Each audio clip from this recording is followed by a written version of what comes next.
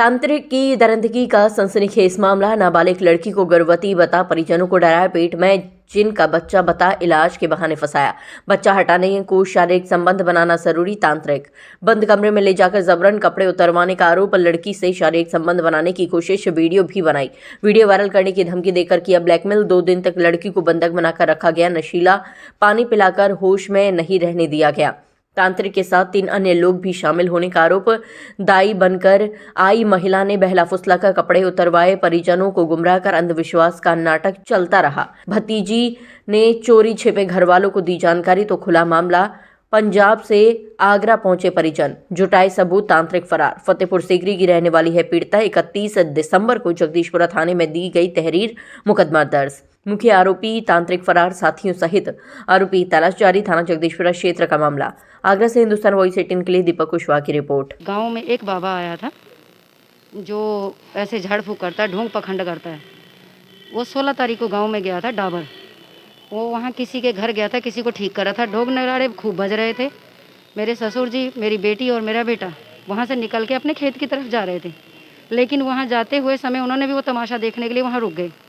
रुकते हुए उसने पता नहीं हमारे बेटे को क्या दिया क्या नहीं दिया, हमारे बेटे का सर भारी हो गया, जिससे वो बोला कि भाई मुझे आपको घर चलना पड़ेगा, आपके घर में कोई बाधा है।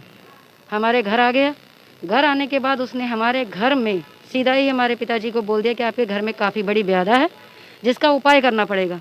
उस दिन वो चला गया, लेकिन उससे अगले दिन 18 तारीख को वो अपने 2-4-10 आदमी साथ में लेके ढोल नगाड़े ले करके हमारे घर आ गए। उसके हाथ में कोई जल था, वाइट रंग की बोतल थी, जो उसने सबको जल पिलाया, हमारी देवरानी को, हमारी भतीजी को, हमारी बेटी को और हमारे बेटे को।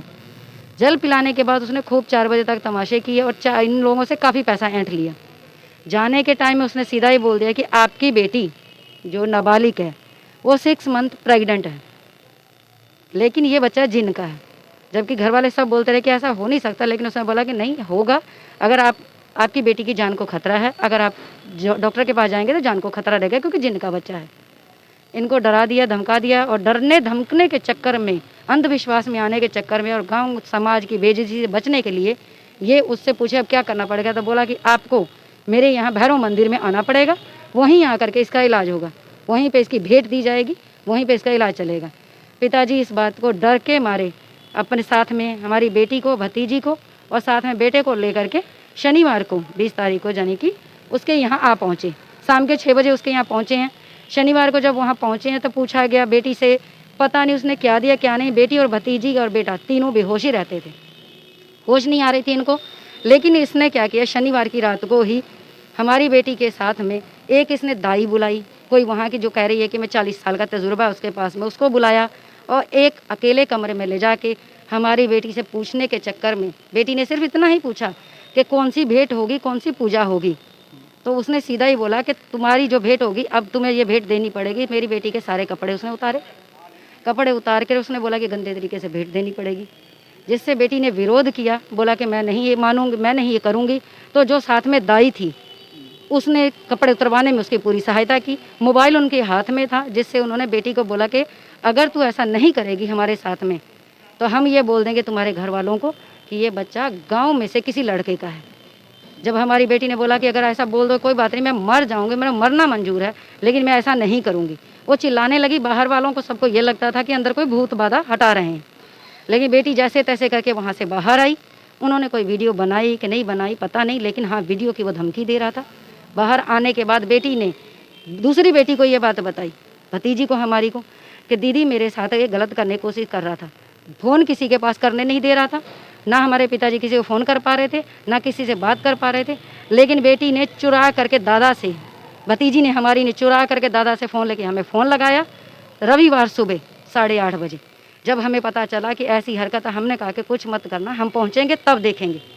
रविवार रात 10:30 बजे हम घर पहुँचे हैं। वहाँ से सुबह सोमवार को जब हम कहते थे कि बेटियों को लेके घर जाओ, पता नहीं क्या जल पिला देता था, दोनों बेटियाँ बेहोश होने लग जाती थी, पिताजी उठा नहीं पाते थे, वहीं रही। 2 दिन उसने अपने अंदर में कैद रखा, जिसमें कि फिर मैंने सोमवार को हमारे पति वहाँ से पंजाब से जब यहाँ पहुँचे हैं, हम लोगों ने उसको धमकी दी कि हमारी बेटियों को ले जाने दो।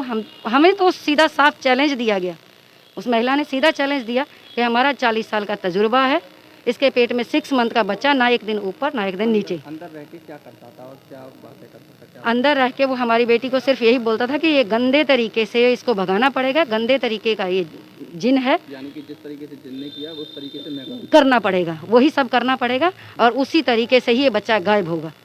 तो बेटी ने सीधा बोला कि मैं ये सब कुछ नहीं करूँगी। ये सारा कैसे पता चला जब बेटी ने किसको बताया?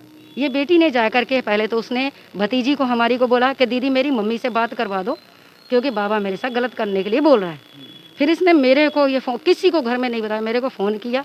जब मैं पहुंची मेरी बेटी ने रो रो के मेरे को ये बातें बताई कि मम्मी मैं, और हमारी बेटी सुसाइड करने लगी थी।